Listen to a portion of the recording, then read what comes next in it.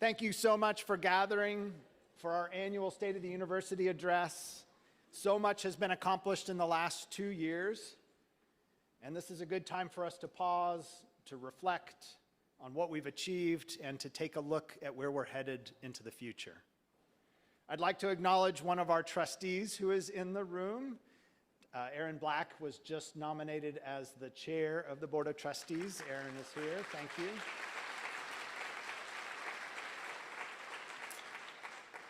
And I'd like to acknowledge Sasha Wopart, who is also here. She was getting coffee. There she is. Excellent. Sasha provides an amazing amount of support to me, but she's also deeply committed to the Wildcat community and the local community. She serves on the Kittitas Environmental Education Network Board, but she also is part of the Wildcat Coalition and has joined the suicide prevention team in the efforts that we have to advance mental health here on our campus. So thank you, Sasha, for that work.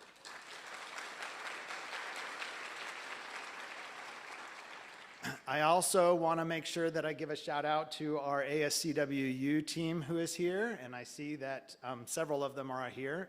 Malik, Yari, and Nick are here, and Michelle. Anybody else from your team? That's it, great.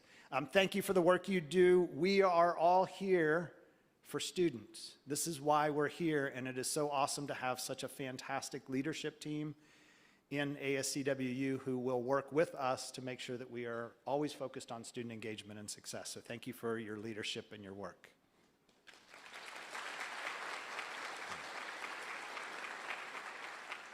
And I'd also like to give a shout out to our ASCWU president from last year, Louise, who is here and is running our Jumpstart program.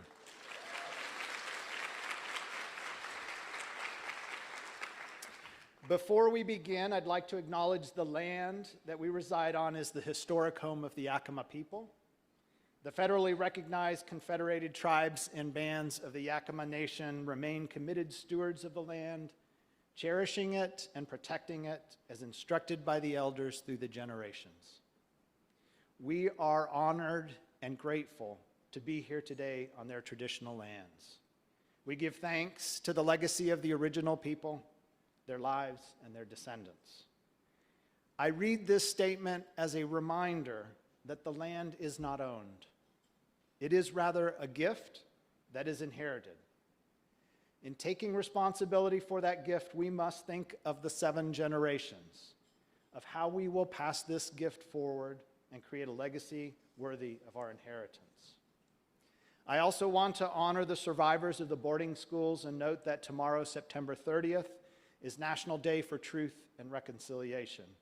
It's also known as Orange Shirt Day, as inspired by Phyllis Jack Webstat's experience of having the orange shirt that her grandmother gave her taken away from her when she went to the resident school. You will notice that lots of people in this room are wearing orange today. Thank you all so much for what you're doing and for your activism. We need to remember this work and take this work seriously. So thank you all for wearing your orange. Let's remember this work. All right, spoiler alert. How many of you are watching The Bear or have seen The Bear? Okay, several of you. If you haven't, it's a fantastic show. I'm going to talk about a scene from episode 7 in season 2. During this episode, Richie, who is the main character's, is a close family friend, but they call him cousin. He's been floundering. He's not had purpose or meaning or direction. And Carmine Berzato, the main character, Carmi, sends Richie off to a really high-end restaurant where he is assigned for an entire week to do nothing but polish forks.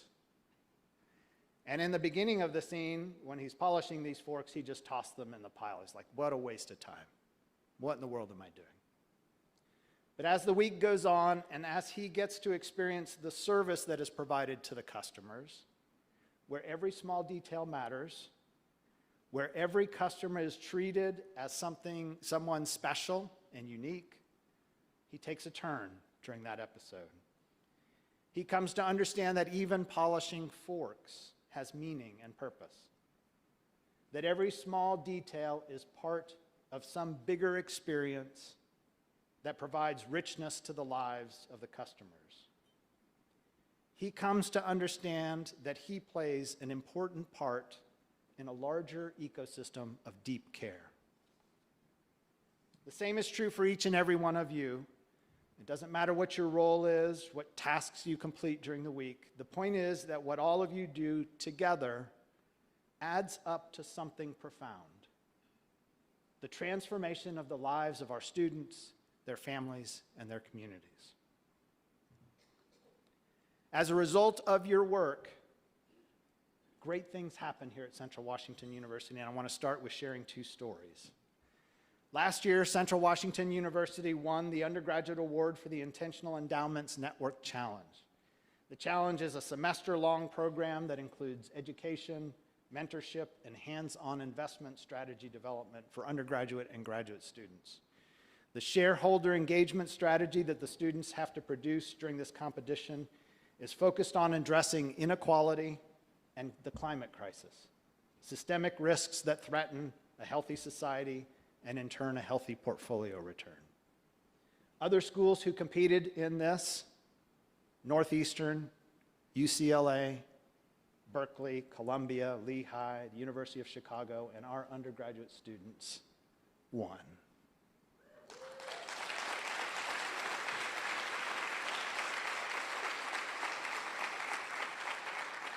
That's because of what you all do with them inside and outside the classroom. Anderson Parks received the 2023 American Council for Education Reginald Wilson Diversity Leadership Award. Andy is the Milton Qualt Professor of Business and a DEI faculty fellow who teaches in the Department of Management. He's located over in the Linwood campus. This is a tremendous honor for Central Washington University and for Andy in that it recognizes his contributions both on and off campus, including his leadership with the Washington Employers for Racial Equity. Andy received this award last April at the annual ACE meeting in Washington, D.C. Please join me in honoring Andy for his leadership.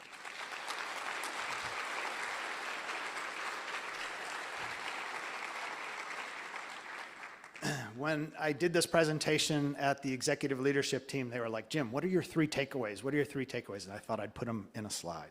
This is what I want you to know as a result of this conversation today. First, I want you to know that what you do matters.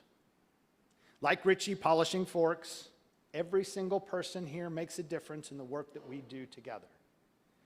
Thank you for your dedication, your passion, your commitment to our students, to their lives, their growth. Second, after 2 years of collaborative and inclusive work, we are becoming a vision, mission, values aligned university. And I will use the new vision, mission, values, and strategic plan to frame the conversation today. You'll see that we are already well on our way to tackling many of the initiatives that we wrote into our strategic plan.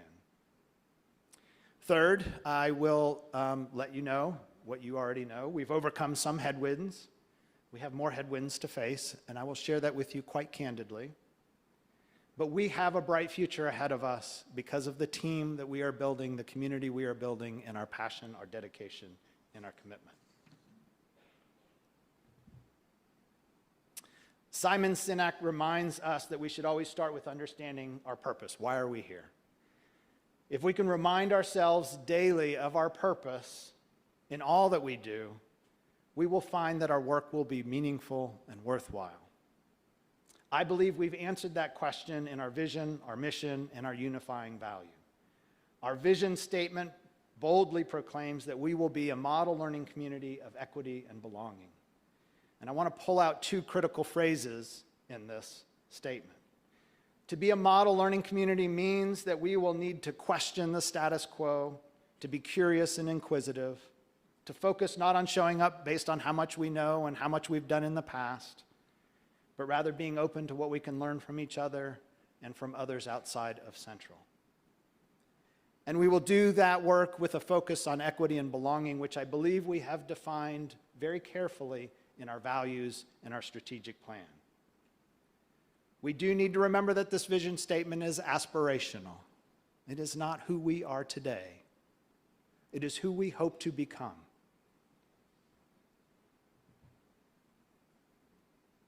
Our mission statement flows out of the vision and announces that we will nurture culturally sustaining practices that expand access and success to all students.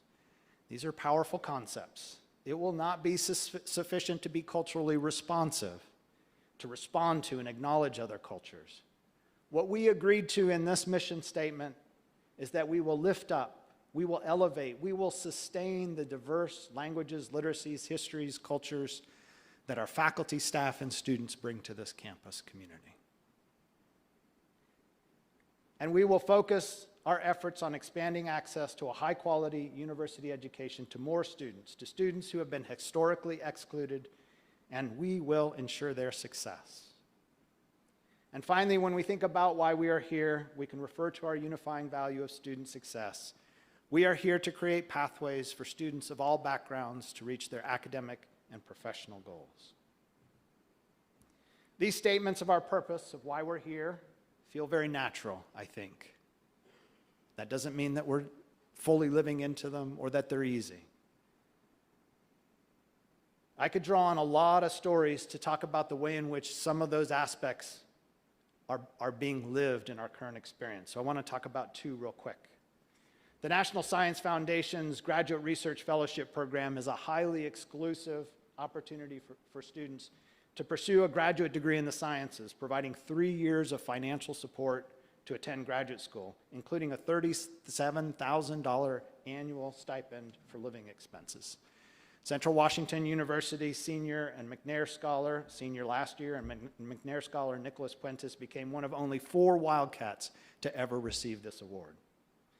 Puentes developed his research skills in part through his work with Associate Professor of Physics Benjamin White. I don't know if Benjamin White is in the room, maybe not, who served as one of his faculty members. It'd be great if Benjamin was here, but all of you, faculty and staff, show this deep care for our students. This fall, Puentes is attending the University of Oregon to begin his research fellowship. And he credits the faculty with turning him on in the classroom and in the labs to this research. And you may know or recognize Matthew Braganza. He was very active here at Central Washington University. He was a student ambassador, giving tours. He assisted in the food pantry. He was always around. And if you know Matthew, you know he's extremely intelligent, very motivated, very determined. But he said it was the faculty who helped him find his way. He knew when he came here he wanted to be a business major, but it wasn't until he took a financial accounting that a fire was lit for him. And as a result of his academic and co-curricular work and the inspiration of his faculty, Matthew has been accepted to and is now at Cornell University, pursuing a master's degree in accounting with a scholarship that covers most of his expenses. Matthew is a first-generation student from Yakima whose life has been changed as a result of what you do. Thank you so much for that dedication and commitment. So we know that's for you. We know why we're here. We're opening doors for students and allowing them to be successful in realizing their dreams. We're creating futures for students who may not have known that these futures were possible. We do this through very specific practices. As our mission statement declares, we foster high-impact practices, sustainability, and authentic community partnerships that are grounded in meaningful relationships. And we do this work, as our unifying value declares, through providing a supportive learning environment where faculty, staff, and students inspire students to become engaged professionals, active citizens, and lifelong learners. Your inspirational work is evident in the work that we have done both with our current students and with our alumni. 2 students from our Douglas Honors College, Emma Crow and David Torem, represented Central Washington University in Bangkok, Thailand, for the inaugural United Nations Green Summit. They were among the 157 delegates from 31 different countries, 2 of our students who attended this conference last December. David also attended the Unite 2030 conference in September, a United Nations conference for young leaders focused on sustainable development goals. And as a result of this experience, Emma was able to secure a job as donor coordinator with Wenatchee-based nonprofit Sister Connection. Thank you for the work of the Honors College And thank you to Dr. Chris Dennison. I know she's in the room someplace. Raise your hand, wave higher.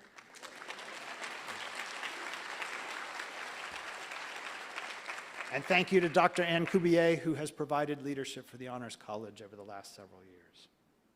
Central Washington University alumnus David Puente Jr. was appointed as the new director of the Washington State Department of Veterans Affairs after serving as the department's deputy director for the previous 3 years. Puente earned his Bachelor of Science in Occupational Safety and Health from Central in 2000. He spent many years with the Washington Department of Labor and Industries before joining the Washington State Department of Veterans Affairs as Deputy Director in February of 2020. We have our why and our what. We must focus our attention now on how we will live into our vision. We will do so through a set of 4 values that flow out of the vision and mission, creating an alignment of the vision of where we want to go and how we will get there. Out of the vision and mission flows our strategic plan, our budget, our performance management system, enrollment management and recruitment, and our comprehensive campaign. I'm going to use these topics to frame the rest of the conversation. The foundation of our work will be our values-based strategic plan, which will be a living document giving direction to the decisions we make around resource allocation, evaluation of employees, recruitment of students, and fundraising. If you haven't, you can click on the QR code on your table or on the screen, and it'll take you to a page where you can click on a link and pull up the strategic plan. I'm going to refer to several specific goals as we go through this to talk about the way in which we are already living into this strategic plan. I would ask you to join me in thanking everyone in our community who participated in the development of the vision, mission, values, and strategic plan over the last year. We had such robust participation, and especially in thanking our steering committee who guided this work.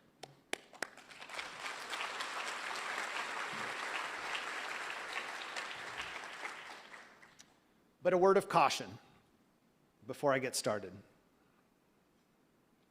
We've all heard this famous saying from Peter Drucker, culture eats strategy for breakfast. Culture is invisible to us. It is the water we swim in. It's how we do things. It's how we've always done things. It can create inertia. It can stifle creativity, innovation, and change. And now we have a vision, mission, values, and strategic plan that are asking us to do things differently, to think differently, and to act differently. We have included in our strategic plan initiatives that will help us shift our culture, but we must all engage in those initiatives if that culture will be shifted. We cannot let our past stifle the opportunities we have to create a future filled with promise.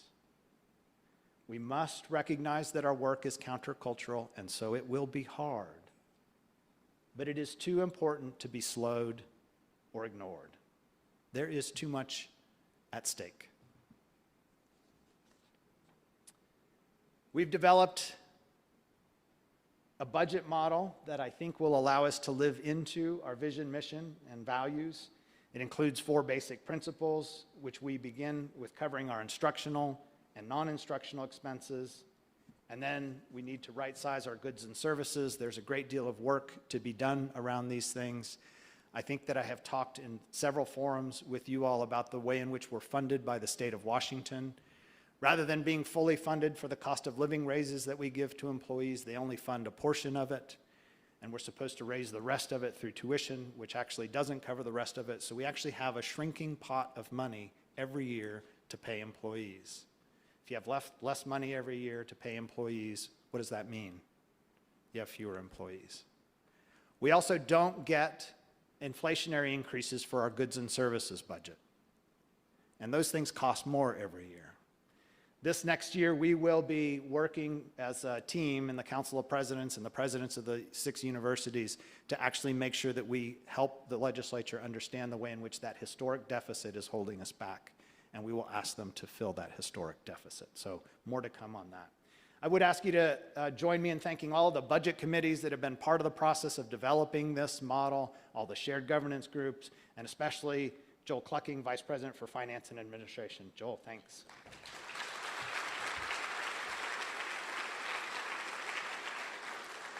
All right, tons of information on this slide. These slides will be available for you to look at. We're not going to pause. I'm not going to go through every line.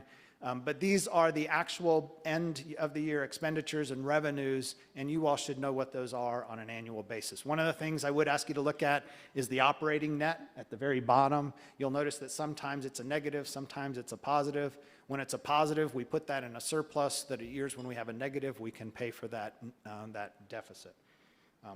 So this will be up if you want more detail on our budget.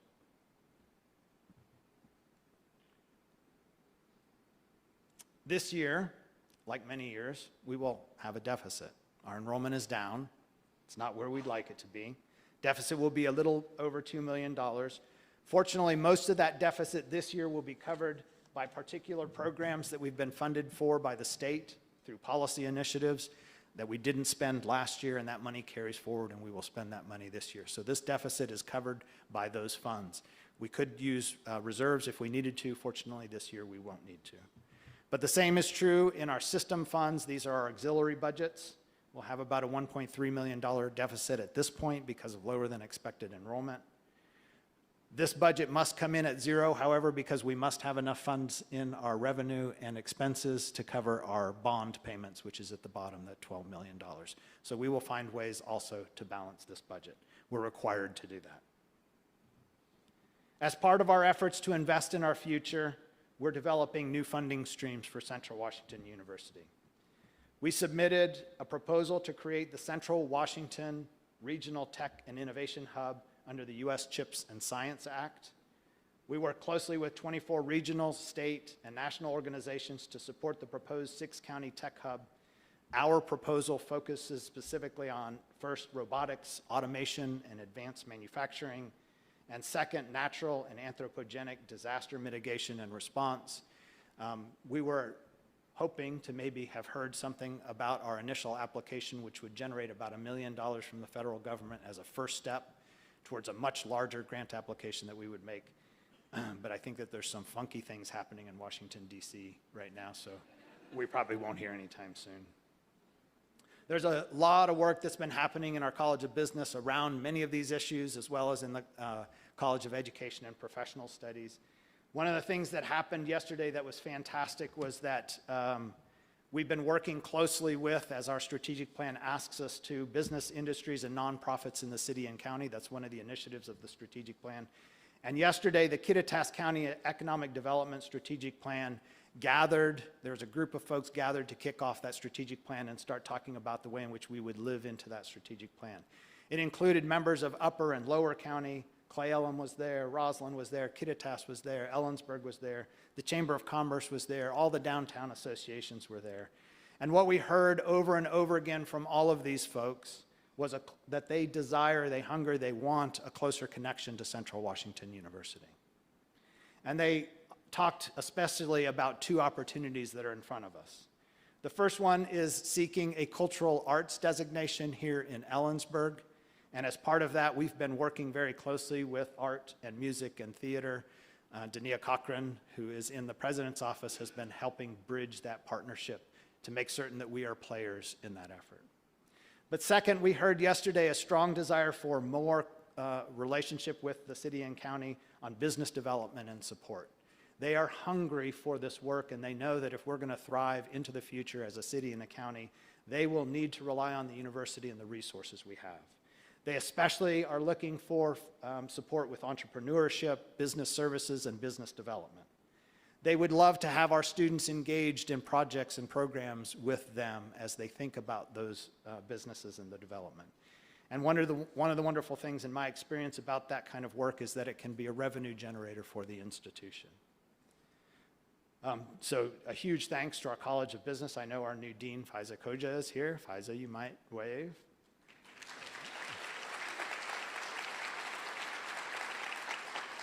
But also to Rog Ogborn, Bill Provoznik, and Janie Zenchek, whose leadership and expertise has really helped shape the process of this grant, as well as to Andrew Morse, who convened all of these people in our wonderful Hogue Hall to develop this. So Andrew, also thank you for your leadership.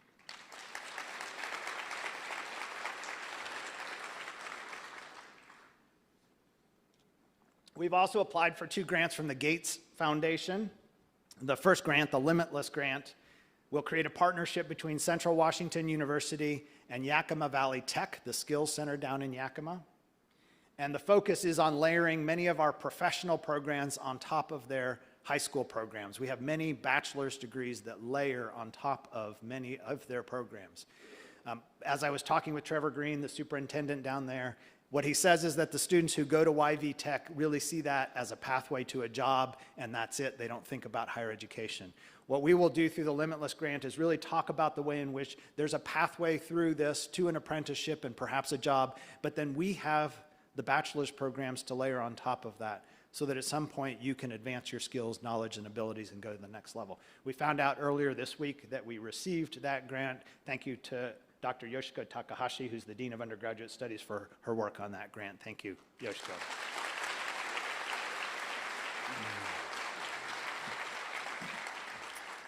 The Horizons grant is a much larger grant that we just submitted last week, $5.4 million over 3 years. We've partnered with 4 school districts, Toppenish, Wapato, Yakima, and Zillah, as well as Heritage University, to create a rich dual credit ecosystem in the high schools. It'll include expansion of college in the high school so that students will seamlessly walk through college while they're in high school. You all may know this. In the past, the students and their parents had to pay for the college and the high school credits, which means there was only a certain demographic of student who got college and the high school credit. Now the state is paying for that. So the other 27 kids in a class of 30 who couldn't afford to get Central College and the high school classes will now be able to become Wildcats and get credits for those classes. I know Kyle Kerrigan is in the room. Kyle leads our dual credit ecosystem.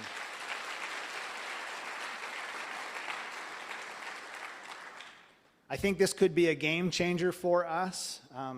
I want to thank especially the deans who have really been brainstorming, talking about the challenges around this, and there are lots of challenges. Our Associate Dean and Director of the School of Education, Jenny Deshane, who I know is in the house. Jenny, thanks for your leadership.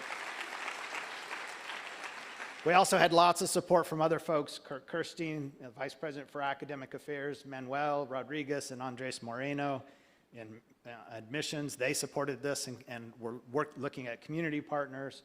Kyle, who I mentioned, but then I also want to give a special shout out to Christy Gilchrist and Kelly Quirk, who really pulled the grant together out of all the stuff we sent them and were able to submit it. Thank you all for your support with this.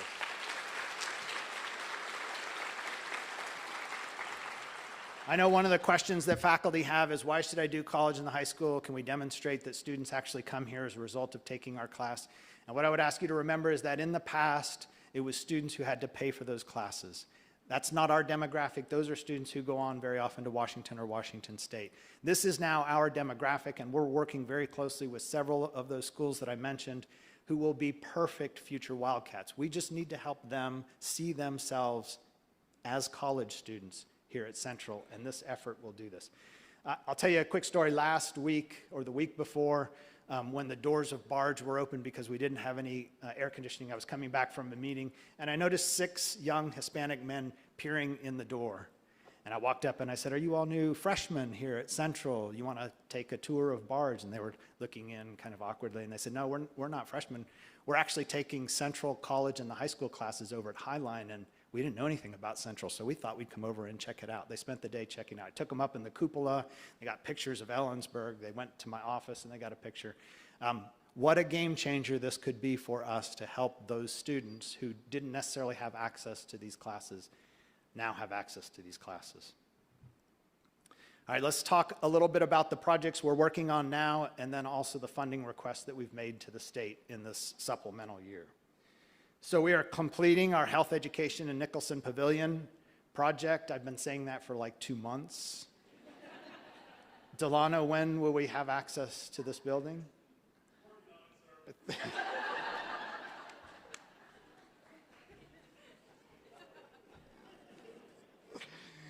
We receive, let me move on to the next one. This is going to keep Delano busy too, like he and his team don't have enough to worry about. We received $103 million. I want you all to stop and think about this. I want you to think about this in the context of what's happening nationally to higher education.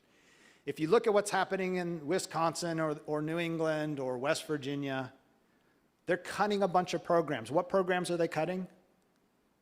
Humanities programs, foreign language. We got $103 million to build a humanities and social science building here at Central Washington University.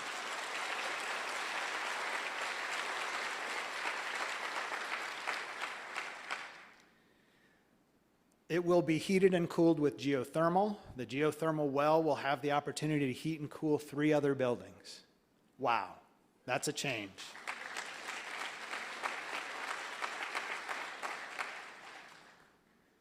We will be able to take down language and literature in Farrell Hall in mid-October.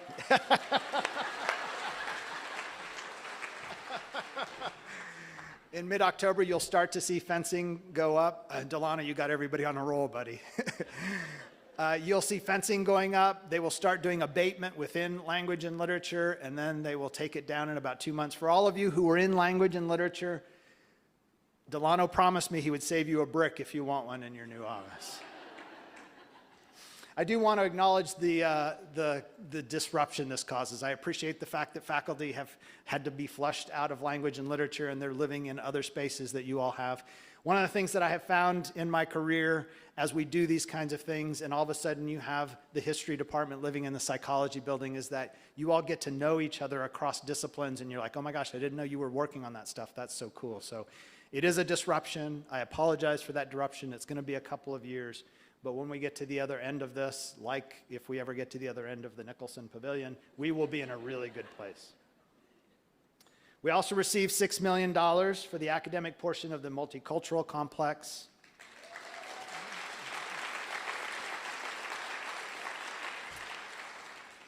We will be working with the students on the funding for their portion of it, the student portion of it. That's next. That'll happen in the next year, but we are starting the process of the design of the building, working closely with our students. This is something the students have been asking for and pushing for. They still don't believe that it's really going to happen because it's like, you've been telling us.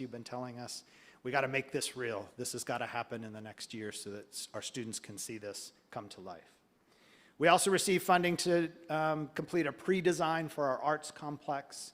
We will have 2 pre-designs completed at that point, psychology and art, and we'll have to decide which one to ask for design funding from the state next. For the supplemental budget, the mid-biennium budget, we've requested additional funding for our student basic needs package. Our food pantry coordinator and interns have been paid out of one-time dollars. We've asked the state to make that permanent. We've asked for another violence prevention coordinator, financial literacy coaches. All of those things are really, really important. And we've asked for funding for college and the high school. That funding, like the Gates grant, would provide funds for the faculty to develop programming at the graduate level so that we can have the high school teachers certified to teach the classes. I will tell you, one of the things I'm really proud of is the way in which we are training those teachers to be really good teachers in the high school to meet our learning outcomes and their learning outcomes. As you may know, Brady Smith has taken over the food pantry coordinator position from Jada Nelson last year. Brady is the former vice president for ASCWU. Is Brady in the house? Brady, you here? No Brady. The food pantry, and let me give a shout out to Sydney, the dean of the library. The food pantry is going to be moving into a much larger space during the course of this quarter so that they will have a bigger space come winter quarter. So thank you, Sydney, and the librarians for their support. I also want to thank our wellness office, who I know they're all here together at one table. Yep, there they are. And I also want to thank the CWU Safe group from last year, including especially Marissa Howitt and Cindy Coe, who co-chaired CWU Safe, who have elevated the conversation around gender-based violence prevention here at Central Washington University. We're going to have a special forum on that, I think, next week. I hope you all will show up to find out how we can all participate in that. But please join me in thanking Marissa and the entire office.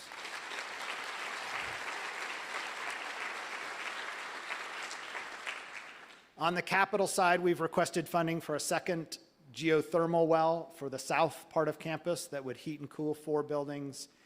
Our science building is a building that uses a lot of energy, so we're looking at a package to have carbon reduction in that, and then also an emergency backup system. I won't tell you which buildings don't have an emergency backup system, but we need one for those, so that's a fantastic request as well. As we shift our work to live into our vision, our mission, and our values, we also have an opportunity and an obligation, I think, to think differently and show up differently as we work together. And to assist us with that shift, we may begin a conversation that would help us define what it would look like to be a whole person, human-centered learning organization.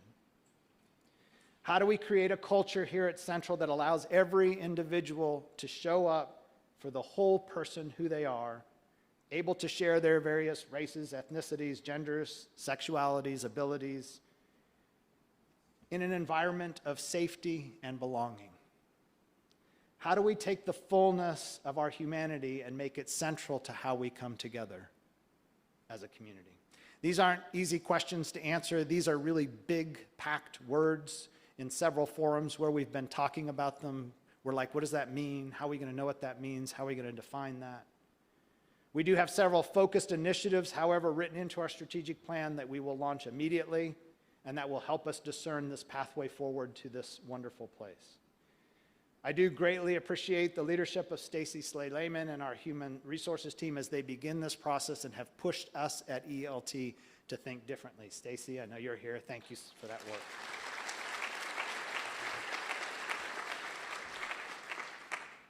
One of the initiatives of the strategic plan is to focus on the evaluation of our faculty and to revise our promotion and tenure criteria.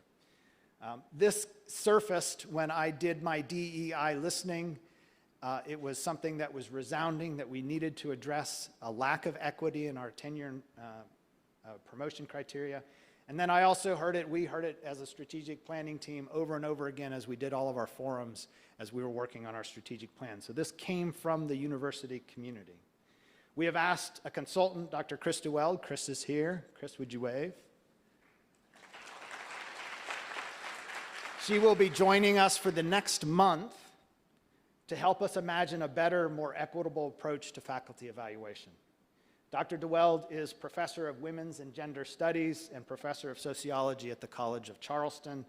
She specializes in the study of intersectional inequalities in higher education and in leading organizational change for academic and social justice. Dr. DeWeld will assist us as we think about new, more just and fair ways of evaluating faculty so that we can truly live into our vision statement. The opening town hall is Tuesday, October 3rd, right here from 2 to 4. The focus is on faculty evaluation, but if you would like to learn more about equity in higher education, I would encourage you to attend. But this would be really important for all of our faculty, tenure track, and non-tenure. We will also be investigating our non-tenure evaluation processes. There will be follow-up convenings after this town hall and the weeks that follow that town hall that will be essential to the inquiry, imagination, innovation, and implementation stages of this. And I want to be really, really clear that what will happen at the end of this quarter is that we will get a report from Chris saying, here's what you all generated in terms of imagining an innovative way to do this work and to live into your vision. Here's possibilities, here's concerns that I see. That report will come to us. We will have to decide on next steps. We're not going to finish this in the fall quarter. I know I always run marathons at a sprinter's pace. We always go fast. We will go slow with this. Faculty must be involved in rethinking how we do this work, starting with the university criteria, the college criteria, and the department criteria. So this is a first step to launch us in a process of thinking differently and new. I will tell you that I got to know Chris about 20 years ago when she came to teach at Florida Gulf Coast University, and I ended up convincing her after I think she made me meet with her 5 times to be the director of general education. And after she agreed to it, I told her I wanted her to revise the general education program, which she did brilliantly. But part of the reason I asked Chris to join me on my leadership team, she became the associate dean eventually in undergraduate studies, was because she always challenged me. She always asked me to think differently. She always pointed out ways in which how I was thinking or showing up may have been done better or different. So, Chris, I appreciate the journey that I've been on. If I have learned and grown in this DEI work, I would point to Chris as one of my primary mentors for that. So thank you for your work, Chris.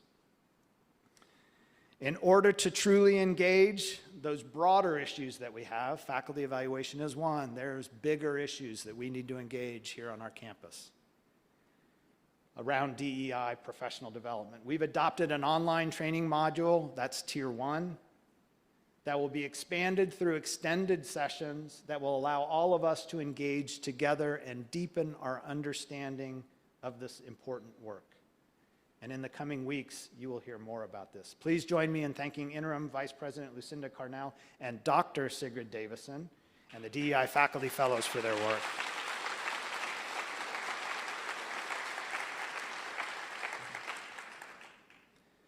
All right, here's the headwinds, right? Enrollment and recruitment. So much of our work hinges on getting students here, and if there's something that keeps me up at night, I will tell you it's two things. The first thing is that we don't do a good enough job bringing all of those students into our community whose lives, whose families' lives, whose communities could be transformed. We have an obligation to our community to make certain that we are welcoming those students here. The second thing that keeps me up at night is that we lose a third of our freshmen by the end of their first year. A third of those students don't come back, and most of them don't go someplace else. We have a moral obligation to expand access to higher education and to make certain that those students are successful. Everything you do on a regular basis will advance that work. From faculty implementing culturally sustaining pedagogy and streamlining our curriculum, including our general education program. Chris, I didn't bring you for that, I promise. To staff creating culturally sustaining programs. I've had the opportunity to go to lots of programs at the beginning of this year, and we welcome our students in wonderful ways. To simple things like keeping our eyes up when we're walking around campus and greeting each other and saying hello. To making sure that the lawn is cut and the trash is emptied. All of those things matter. Every one of you has a role to play in this work. But we do face some headwinds, and I do want to acknowledge those headwinds. These are not insurmountable. We've got this, but you need to know what the headwinds are. So this is the trend line in the United States of high school graduates. It will peak here in a couple years and then start dropping. Fortunately, here in the state of Washington, it will go up or stay flat for several more years before it starts dropping. Many of you have probably seen this slide.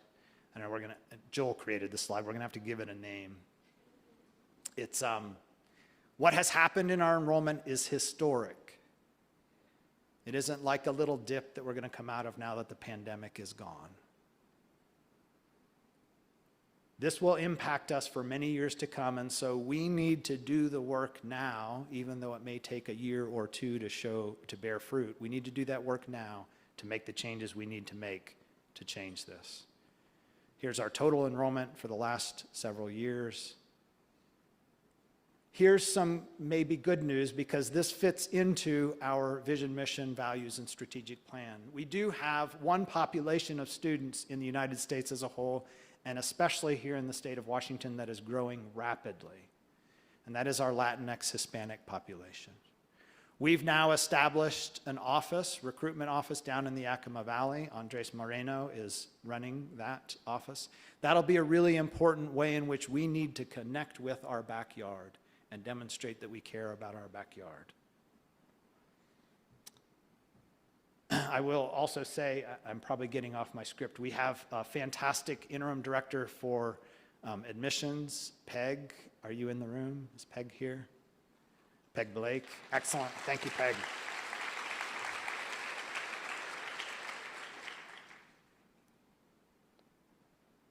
In order to have a consistent, clear, focused message, one of the things that I found interesting when I came here is all the different taglines we had about who we are, all the different messages about who we are. That doesn't help our brand. It doesn't help get our name out. It doesn't help people be inspired to join us. So if we want folks to be inspired to join us, what we've done is develop a very clear brand by a lot of listening sessions with the community. The essence of who we are is wonderful. What you all do for our students is you see futures for them that they didn't know they had. And we have a new marketing tagline. You may have seen it on our website, Create Your Future. We want to welcome students into a partnership where we work with them as they create a future for themselves. Much of what we've been working on over the last 2 years has been building this strong admissions team, and we really love the fact that Peg is here, but also a integrated marketing plan. I think Emily is probably in the room. Emily Aubert and her creative team have been doing fantastic work. Thank you both for what you've done to move us forward.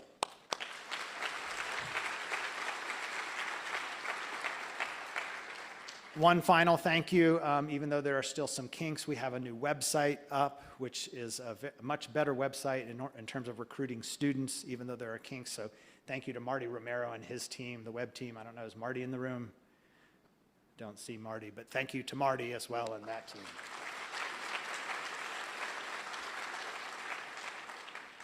All right, so here's some of the headwinds. As you can see from where we will end up this year, we had our goal was 1,800 new freshmen. I didn't look this morning. Joel, did you look this morning? 1,584, 1,584, which is more than last year. I want to make sure we're moving in the right direction. So it will grow, hopefully. But we are launching this year our recruitment season with a full slate of admissions counselors, more counselors than we had last year. Those relationships in the high school are absolutely critical. We've done a fantastic job of building communities on the west side and the east side to make sure that we're recruiting those students. And so we must remember why we're doing this work, to offer transformational experiences for our students. Litzy Cruz never considered attending college until she moved to Puyallup and had two of her favorite teachers who were Central alum. And they inspired her to go on to college and become a teacher. And of course, because they were from Central, she came here. She just graduated from Central with her teaching degree and will start working this fall as a dual language third grade teacher back in Puyallup. Last year, I really love this. There's so many positive things we could say about what our student athletes do and what our athletics teams have done. We just had 3 members of our men's rugby team recruited to the National Rugby League. Volleyball, 11 years in a row in the NCAA tournament. Basketball, 2 years in a row. There's so many amazing things that we do on the court, but one of the things I'm most proud about what we do in athletics is what our students do in the classroom. So last year, we won the 2022-23 GNAC Academic All Sports Award. This is an evaluation of the institution's performance in the classroom through cumulative GPA of all of your student athletes, including your red-shirted athletes. And Central Washington University has been at the top in terms of the academic all honors for 3 years in a row. Fantastic work.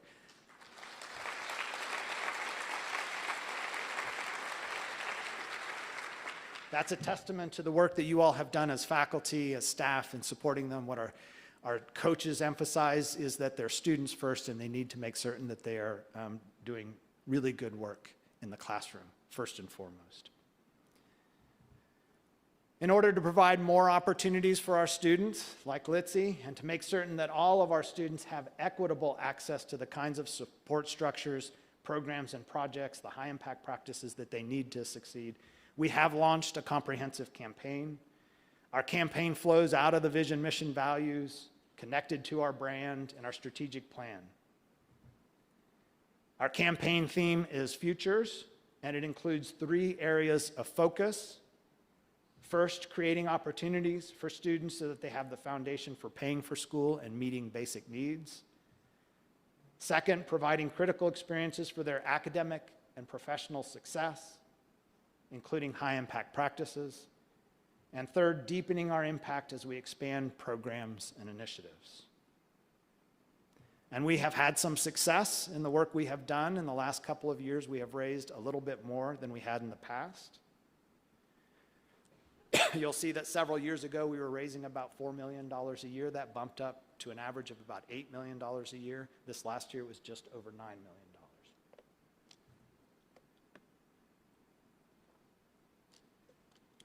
and it is distributed nicely across the university.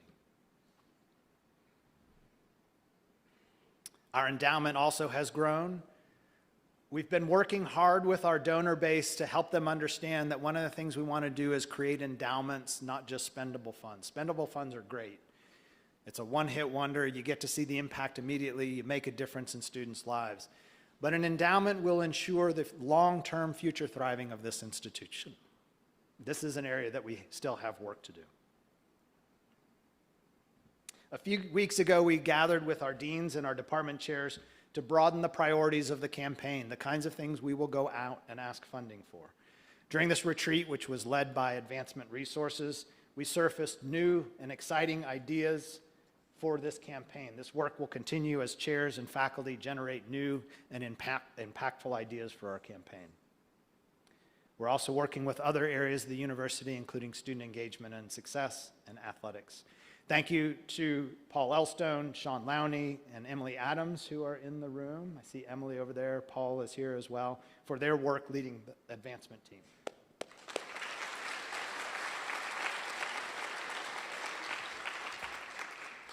I love this story. It's an $85,000 scholarship grant, but I love this for the story that it is to getting to this place.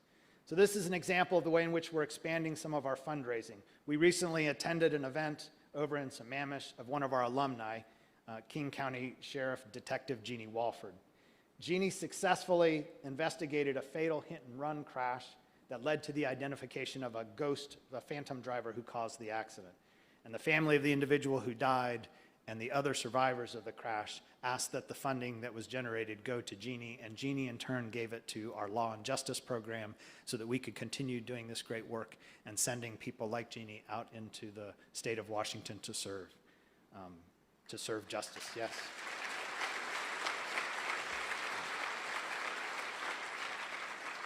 The first two Walford Scholarship recipients are here, incoming juniors Dakota Redbow and Rolf Ramier. So we've already launching those scholarships. All right, why are we here?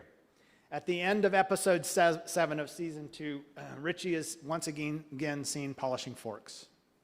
But this time he's neatly stacking those forks in a row, not just throwing them. He understands that even polishing forks makes a difference. He finishes his task and he goes into the room next door and he sees the head chef early in the morning. And what is she doing? She's peeling mushrooms. And he's like, why in the world are you, the head chef, early in the morning here doing this menial task? And she says, because somebody today will appreciate the fact that someone took care with their meal. We change lives here at Central Washington University.